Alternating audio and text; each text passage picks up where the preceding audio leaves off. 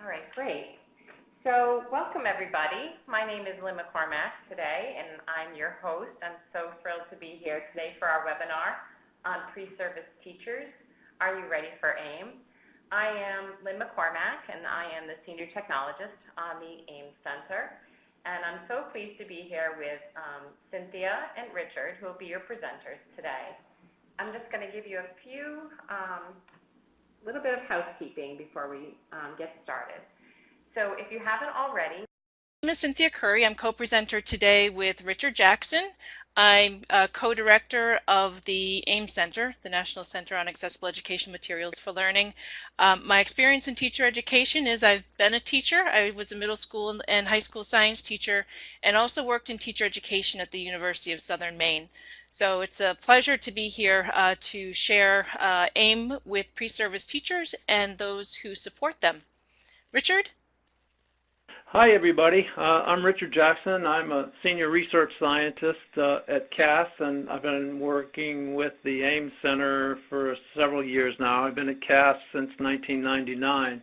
I'm also a professor at Boston College, and I've been involved in teacher training, working with teacher candidates, pre-service teachers for well over 30 years at this point. I'm really looking forward to working with Cynthia today and sharing information with you all.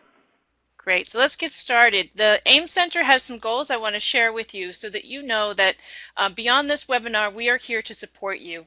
Webinars always go by very quickly, and there's only so much time to share and exchange information. So at the end of this webinar, there'll be more information in the downloadable handout from the AIM Center Events webpage for this webinar. There's also a handout with contact information for us. But our goal is to build the capacity across the country, states and districts, post-secondary institutions, workforce development, publishers. We support families and service providers to increase the availability and the use of high-quality accessible materials and technologies to improve outcomes for learners with disabilities. So to that end, we provide lots of different ways of providing technical assistance and supporting pre-service teachers and those that support them either at the college level or at induction is of great interest to us. So we have a poll to start out with.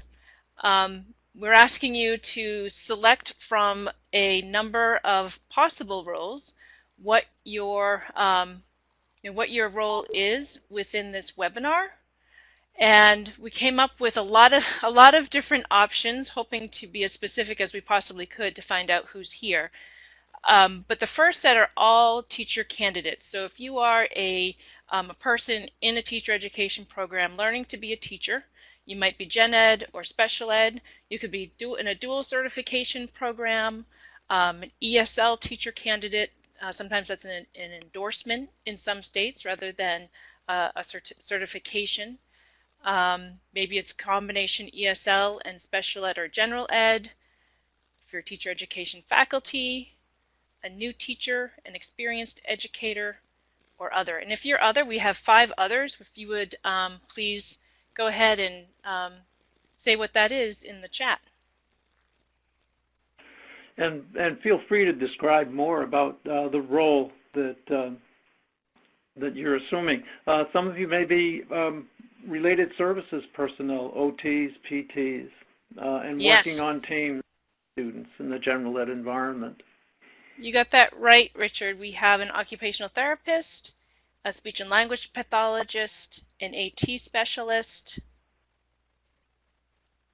So it doesn't look like we got our teacher candidates here, though, Richard. We do have a teacher ed faculty representative. Thank you for being here, and a number of experienced educators and service providers. Well, that's wonderful. Oh, and let me let me show that to everybody else. I don't believe I broadcasted those results. So for those of you who also want to see who's here, they're the results of our survey. Thank you so much for taking a moment and letting us know who you are.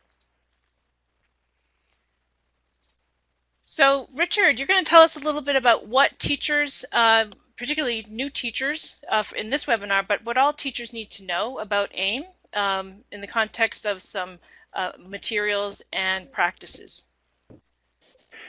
Sure. So, and I have two thoughts when I kind of reflect back on the many years I've spent in teacher education.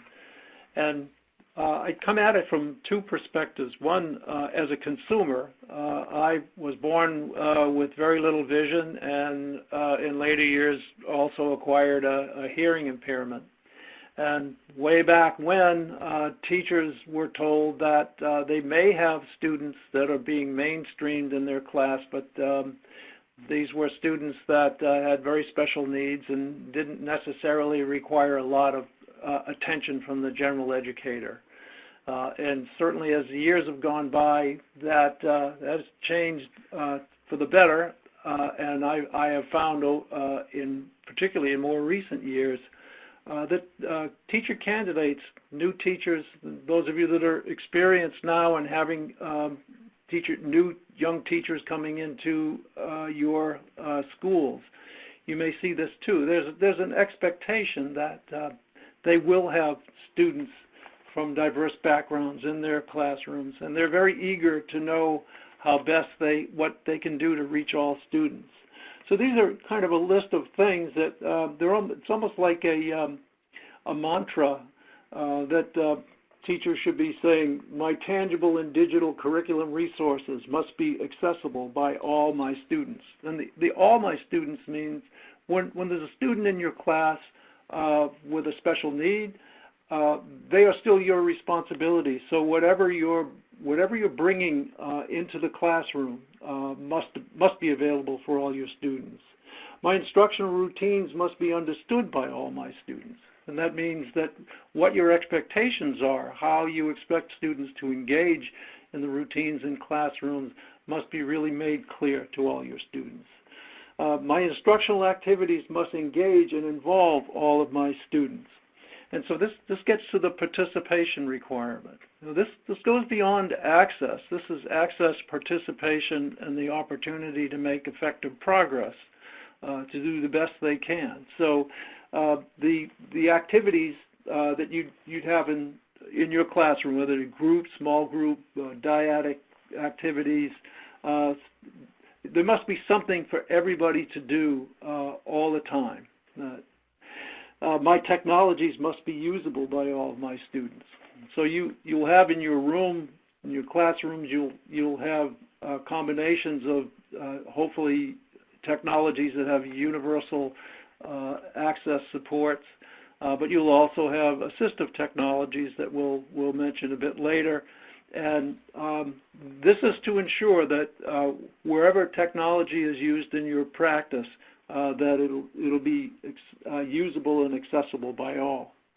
And finally, assessments must be fair and relevant. Now, we're kind of used to the requirement that all students with disabilities must participate in mandated state assessment systems, but this follows through to all assessment systems. If you're doing benchmarking, formative assessment in your classroom practices, these are assessments that not only inform you, but they also inform the students. And so making sure that students get corrective feedback and that they're engaged in the assessment process using the tools that make assessment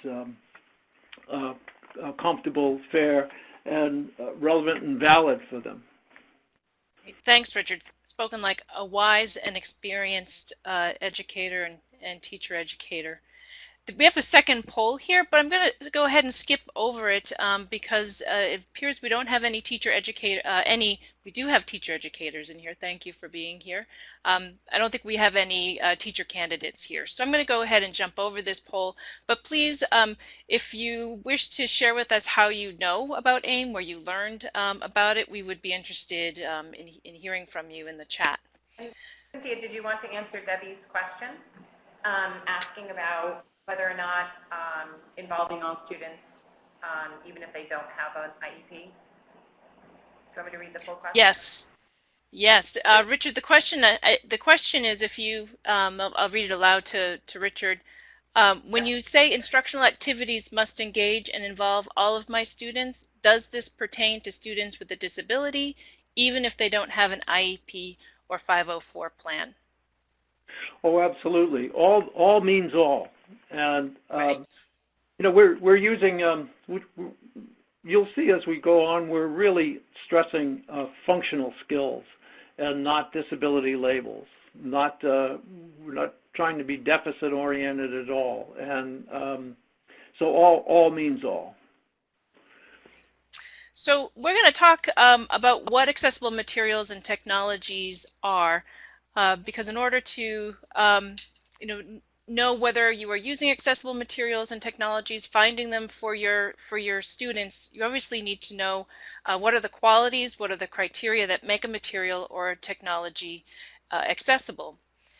There's a functional definition of accessibility, and this comes as a legal term. And the functional definition is that accessibility means that individuals with disabilities have access to the same information, the same interactions, the same services, at substantially equivalent ease of use in an equally effective and equally integrated manner. So that is, and you can see how this relates back to the classroom practices, that the technologies and information must be equally available and for equivalent use. Right, and this is civil rights, social justice at its core, really, that our students with disabilities must have the same access at the same time as all other students in the classroom. It may be something that it may be different, but if it does need to be different, it must be substantially equivalently easy to use, and it also must be equally integrated and equally effective. There are a few distinct terms that are helpful to know when it comes to understanding accessible materials and technologies, and I know many of you are familiar with the first one, assistive technology. An accessible material and accessible technology warrants a little bit more explanation. Richard, do you want to speak briefly about assistive technology, the devices and services? Yes, assistive technology was first introduced to us in legislation back in 1988, the Assistive Technology Related Assistance Act, Technology Related Assistance Act, known as the TECH Act. And it's best to think of assistive technology as dividing up into AT devices and AT services. And you'll notice here that the definition of an AT device is really broad and inclusive. It can include high-tech and low-tech kinds of devices. So any item, piece of equipment, or product, whether acquired commercially, modified, or customized, that is used to increase, maintain, or improve functional capabilities of an individual with a disability. This was really intended to level the playing field, as it were, on the job, in industry, in the classroom. And examples might be electronic braille reader, switch access, text-to-speech, voice recognition, and even a pencil grip. Now, AT services would be any service that directly assists an individual with a disability in the selection, acquisition, or use of assistive technology device. So assessment of need through the assistive technology assessment process, technology trials so that students can try out technology, school systems can arrange trials without having to buy costly equipment to see how well it works in the context. And of course training for personnel on the ground, hopefully in teams where general educators and special educators work in teams to get the technology to its optimal use in the classroom. And then accessible materials and technologies dovetail with AT because, of course, we need assistive technology in order for some materials and technologies that aren't inherently accessible to be available to students who use those assistive technologies. But the point of accessibility is to minimize the need for students to have an adaptation to the technology. But it can still be considered accessible if it is interoperable with the AT. There's also an important distinction between what we mean by a material and what we mean by a technology. So a material is really the information or content that the student needs to learn. So that may be text, it may be video, it may be a graphic, could be something from a website or a simulation. So material is very broadly defined, but it is the information or the content. The technology, on the other hand, is the hardware or software. It's the system that delivers the content.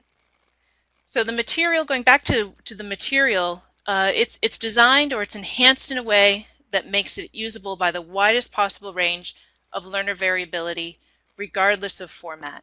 So that's what we mean by accessibility of the material. The technology is also usable by people with a wide range of abilities and disabilities, and it's either directly usable without assistive technology or it can be made usable with it.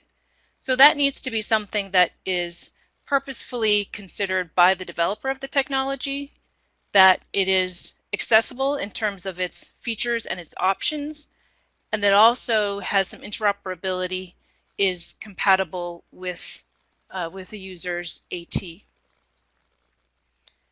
So we had a question, and again, this was more for less experienced participants in the form of teacher candidates. But the question that we'll pose to you all is, what accessible materials and technologies have you experienced? It might be a specialized format, and we'll talk a little bit about those in a moment, but a specialized format is that print material that may be converted into digital text, audio, large print, or braille. And I know we have some VI people here who will be very familiar with that. If you are familiar with devices and services, if you know of an accessible digital material that your students have used or you have used, or what you might consider an accessible technology. And we'll keep going with the presentation while you enter your thoughts in the chat. So a presentation on assistive technology and accessibility wouldn't be complete with a little bit of review of the relevant laws and legal issues. Where did AIM come from, which is in statute? What does the IDA say about AIM, which is really important to understand in terms of supporting students with disabilities who have IEPs, as well as students who have 504 plans who need AIM? And what is the difference between AIM and AEM? In considering new teachers where they are in their states, they may see the term AIM on an IEP before they would ever see AEM. So it's important to know what the distinction is, which, as you'll see, it really isn't that important. It's important, though, to understand that. So AIM as accessible instructional materials. So before we had AEM, accessible educational materials, AIM appeared in a provision when the IDEA was reauthorized in 2004.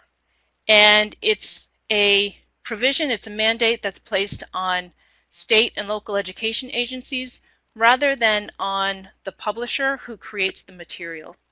So the IDEA... I'm sorry. I was going to say, I think for a long time people felt that the onus was on the publisher, but it really is it's a state and local responsibility. Exactly. So in order for, because it's a law placed on states and local education agencies, it's important for the state or the LEA to be in conversation with the publisher. And we didn't go too deeply into the process for doing that because of the getting into more of the complications that new teachers may not be prepared for, particularly in a short webinar. But Richard's right to emphasize that this is really a mandate on state and local education agencies to make sure that students with disabilities have their materials in the format that they need at the same time as other students receive the same materials. Yes, and I think that teacher candidates need to know, and beginning teachers need to know that if students are not able to get their materials and resources the same time as their peers, then they really need to make an issue out of it with their principals and team leaders. Right.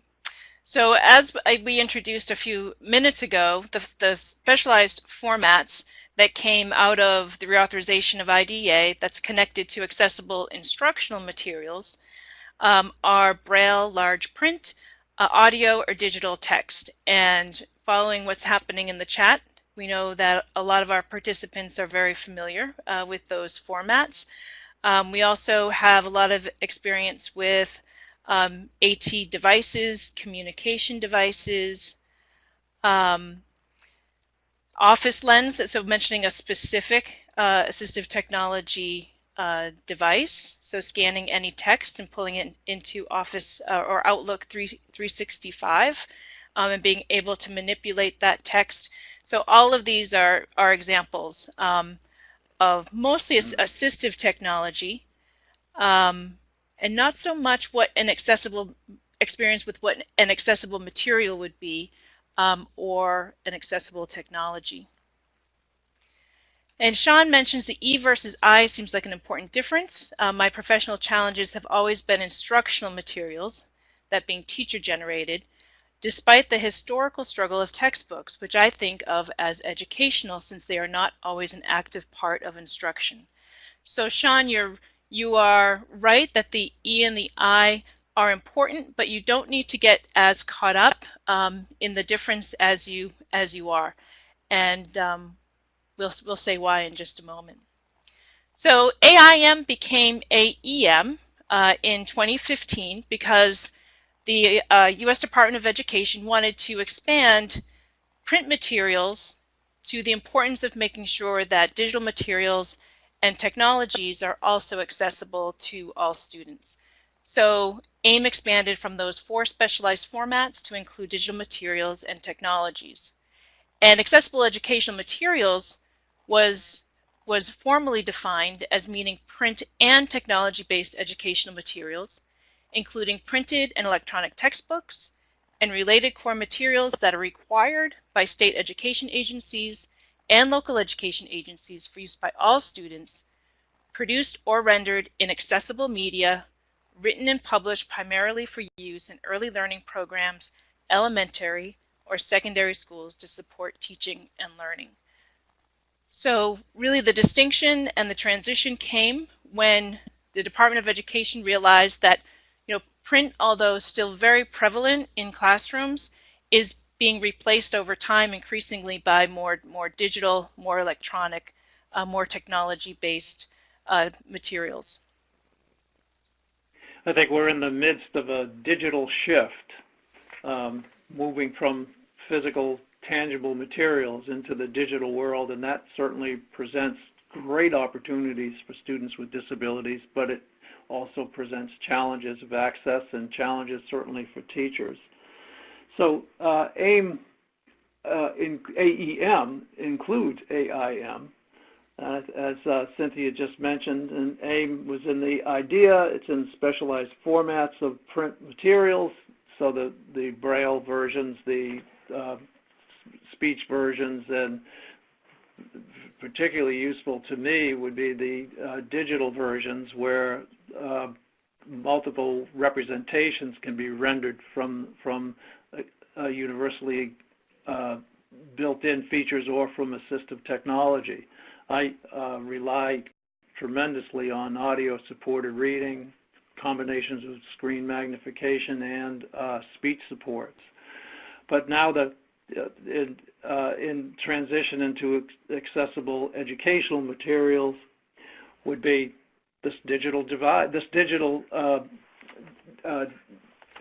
digital era that we are in, where there's all kinds of new materials digitally introduced into classrooms, and these too must be accessible as well. I think we've kind of hit that. Yeah. Yeah, and I'm hoping that this helps clarify Sean's concern about the distinction between educational and instructional, that accessible educational materials really cover accessible instructional materials.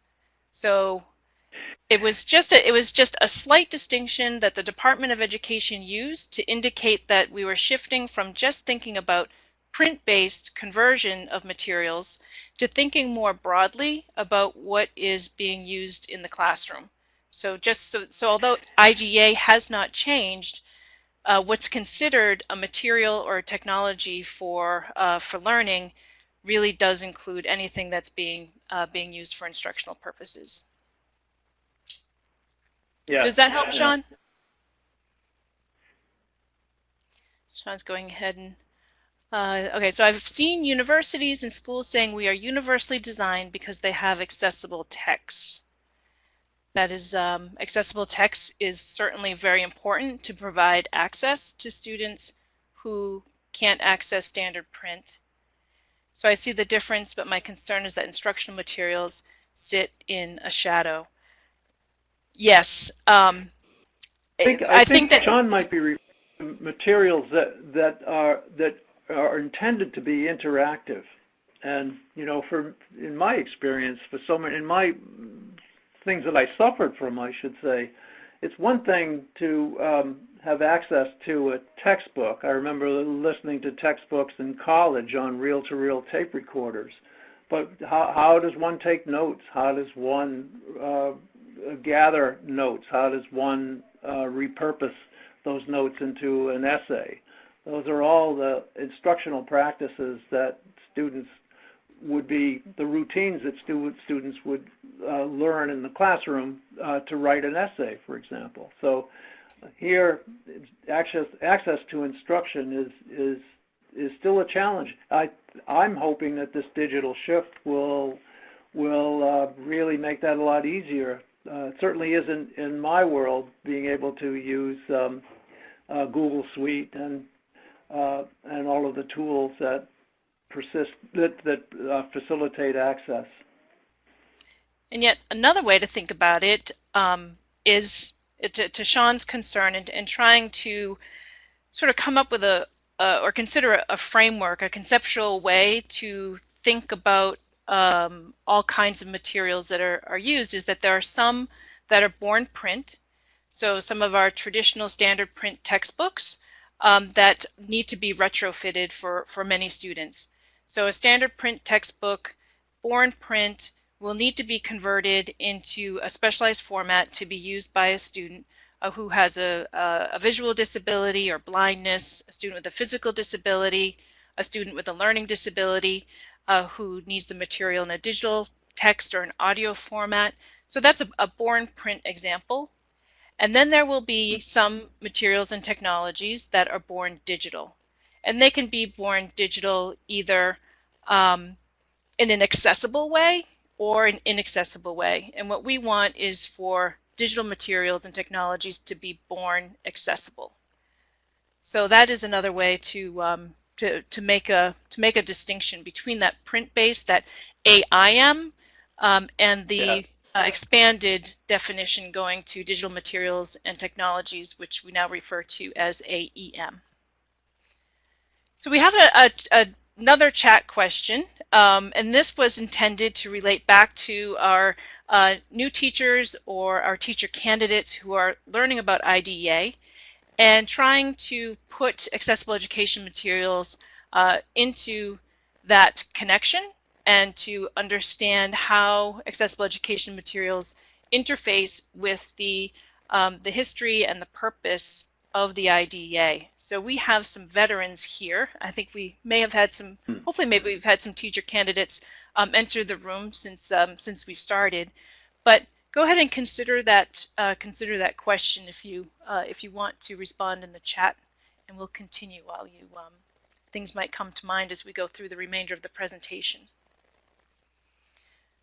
So the who and the where of AIM, and this gets to the very practical aspects when we are providing technical assistance. This is the who in particular is one of the most common questions that are asked. And rather than defining who needs accessible materials and technologies, the question really is who doesn't need accessible materials and technologies.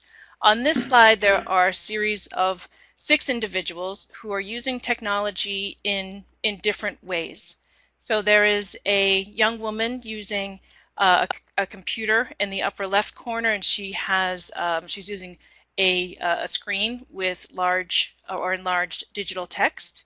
There's a young man who's communicating via sign language. There's a young man reading Braille in a hard copy Braille book. There's a young woman on a bus who is listening to a book. There's on a portable device, and then there's a young man at a computer listening to a book, could be through human narrated audio, or perhaps it's a digital text that's being spoken aloud through text-to-speech. And there's a girl in a wheelchair who communicates using a switch that is attached to her wheelchair. So all of these individuals need accessible materials, but for very different reasons. And the consideration needs to be on a case-by-case basis, because accessibility and the need for accessibility is really a moving target. And it doesn't always mean that a student needs a certain material or certain accommodation in all settings. So like all considerations for accommodations, the same process holds true for the consideration of a student's need for AIM. And what comes across on that slide is the idea that students with disabilities need access anytime, anywhere. It's not just having heavy, bulky AT in a special therapy room within a school. And so time on learning is restricted only to those instructional episodes. So we really want to stress consideration of student need based on functional skills. And how this might play out would be thinking about scaffolds, supports, and assists. And think of somebody who needs to learn to read to transition into the world of work and independent daily living, and they may be decoding may really be a challenge. They could be learning accessible technologies in school that would support written expression, would support reading, math problem solving. And thinking of students with sensory impairments, vision and hearing problems, certainly those are the most traditional challenges faced by special education. And thinking also of people who are using wheelchairs or who are at a level where they're engaging in the curriculum at a entry level, requiring life skills. And these two, through universal design and through assistive technology, would be supported. And certainly communication, folks with communication challenges may need technologies to extend their expression capabilities. And recreation is not anything to leave out, because the recreation supports social interaction and community engagement, preparing people for living. So all of these would be looking at functional skills that would need to be supported with AEM, so a more inclusive definition of accessible educational materials. So at the AIM Center, we encourage educators to not consider AIM as assigned to a particular or available to students with particular categories of disability, but to really look at their functional need for it, and not try to diagnose the student with a disability before offering them materials in the formats or technologies with the features that they need.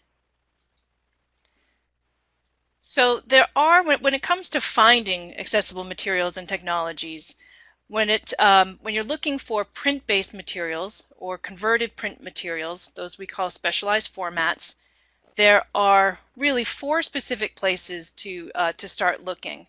The American Printing House for the Blind, and I know many of you who are here in the room will know APH as a source for Braille and large print books. I'm sure many of you are also familiar with Bookshare, which provides digital text materials of printed materials, and Learning Ally, which provides human-narrated audio versions of commercial textbooks. Another place to go if you have a textbook that needs to be provided in a different format for a student is your state's instructional materials or resource center. They are commonly referred to as IMC or IRC if you are maybe at your State Department of Education's website, but they too are a go-to place for requesting materials in alternative formats, particularly Braille or large print. They typically are your liaison with the American Printing House.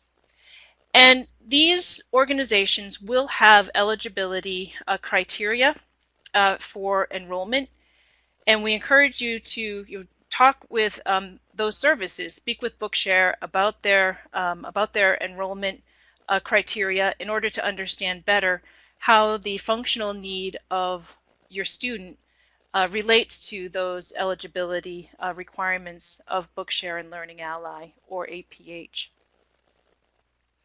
And Debbie Campbell's asking, are you able to request these materials from the state if you have a student in a private school?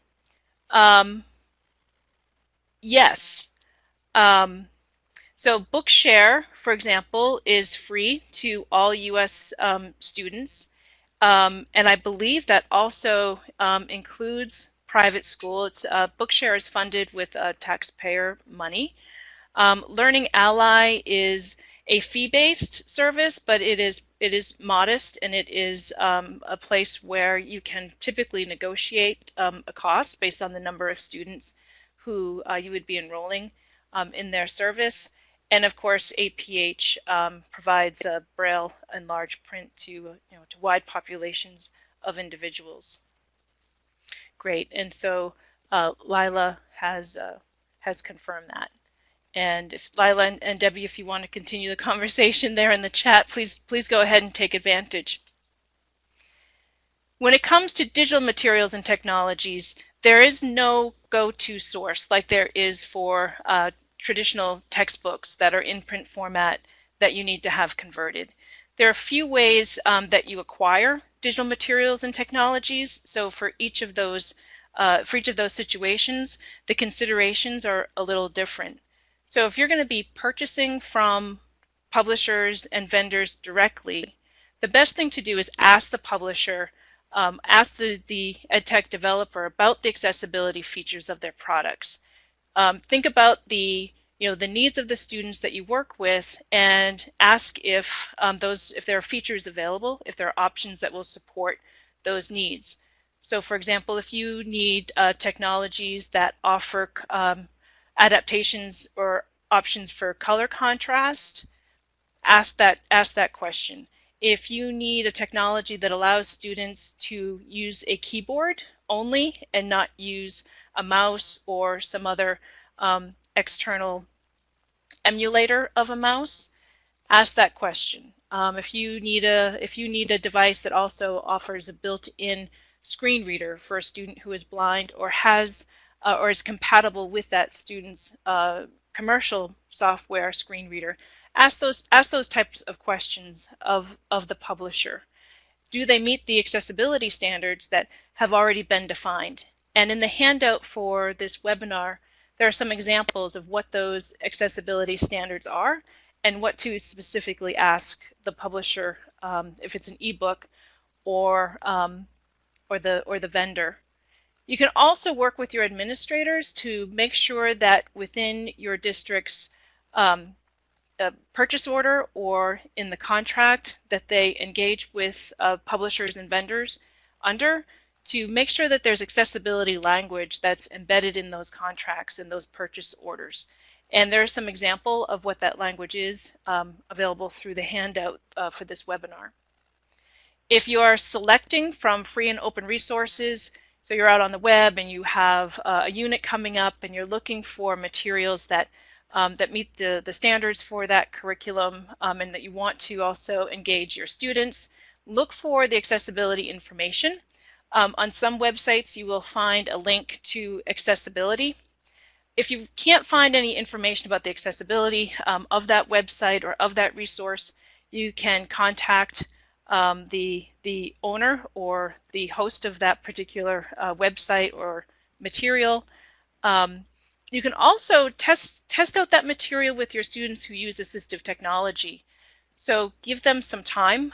General education teachers, I sometimes, as having been a general ed teacher, I know that it's sometimes common to wait until it's too late to allow students to trial a material with their assistive technology, but always a really good idea if you have AT users to give them some time to test the material before adopting it for your curriculum. And then if you're creating your own materials, the AIM Center has a page that has some guidance on how to make sure that your documents, your spreadsheets, your presentations are accessible, and also, for example, how to caption your videos, because we know increasingly teachers are creating their own videos, and fortunately there are some tools in place, even on YouTube with Vimeo, that provide procedures and the tools you need to make sure that your videos are captioned. It is an extra step. But it's become much easier just in the past couple of years. Yes.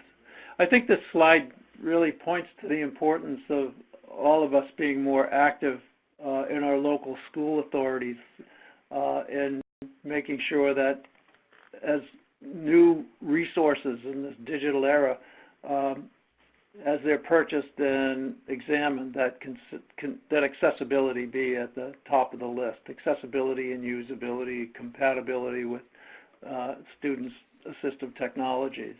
I think that's really something we all need to be really mindful of, because the regulations are a little bit behind on this, behind where they were with accessible instructional materials, the physical textbooks, for example. But it is a lot of e-publishers and edtech developers are starting to take notice, and I think the more we as consumers request things to be accessible and be clear about that, whether it is in conversations by email or a phone call, or within your districts or your states' agreements when it comes to the purchasing of these products, to make sure that accessibility is built in. Texas, for example, just passed a proclamation where before or at the time that a vendor or publisher engages in their state adoption list, they must have proof that their product is accessible. So they need to have a third-party auditor provide a report to the state. And if they can't show that their product is accessible, their product will be removed from the state adoption list. So, and Texas, of course, is a very large state. I think the more we all make that clear, that making sure that all of our students have access to the learning environment, including the materials, so just being able to get into the building through accessible entrances, or be able to navigate through accessible entrances, and the design and layout of the building is one thing, but actually being able to participate actively in the learning process is as important. Absolutely. Debbie asked, she had a point. She said, but we can't access NIMAC books, which is where the best versions of textbooks are located. So within the NIMAC is not a source of materials in specialized format. The NIMAC is the storage place for the files that publishers provide. So publishers are upon agreement with a school district or a state that has said, we want to purchase your book, but we know it's in standard print. We're going to need it in other formats. Through that agreement, the publisher will send an electronic digital file to the NIMAC. And for those of you who are unfamiliar with that term, the NIMAC is the National Instructional Materials Access Center. So the NIMAC is the holder of the publisher's files in an electronic version. And then other places like Bookshare, American Printing House, other accessible media producers will download that file from the NIMAC and then convert it into other formats. There are some restrictions that are tied up in IDEA when it comes to student eligibility for books that originate from the NIMAC, but I think that's a topic for another webinar. And you can always contact the AIM Center for more information about that when you, if you find that you need more support and clarity on navigating that system. Good. Yeah. So, Rich, you want to talk a little bit about AIM and where it might be placed in the IEP? Yeah. So, as we were developing this webinar for pre-service teacher candidates, we were thinking about really what's the big thrust behind supports for diverse learners in the regular classroom, and certainly it is the Individuals with Disabilities Education Act, requiring a free, appropriate, and public education, and the touchstone. What really assures that that mandate will be met is this document known as the IEP. So, as you know, it's reviewed annually and revised every 3 years. But if we go to the next screen, we can see that there's components of the IEP, and rather than for you seasoned veterans out there, rather than go through each of these, I'd just like to look at the bottom here, post-secondary goals and transition services, because ultimately we're preparing students to succeed in adult outcomes, to have community engagement, to be employed, to be productive, to have community presence, to live independently, and in order to achieve this is before they age out of special education. So how do we make best use of special education resources in the general education environment? And certainly ensuring that through the IEP process there is accessible educational materials and technology. So if we just look at a couple of these, let's just take the case of setting present levels of performance. These are set in both academic and functional areas. And we could think of a student who is a disfluent reader because their decoding abilities are overwhelming, and if we just spent an entire educational career working on decoding skills, then we'd never achieve these adult outcomes. But if we used AIM in the way it's been described here, we could have students that have complete independent access to text that's read aloud in highlighted forms, access to multimedia resources for learning how to access YouTube sources and so forth. And if we measured progress going through, being careful to link our special education goals with our curriculum access goals, we would see how students' independence would be increasing as we go along. And then the special education and related services, identifying the need for technologies and the need for personnel that could support the learning and use of these technologies.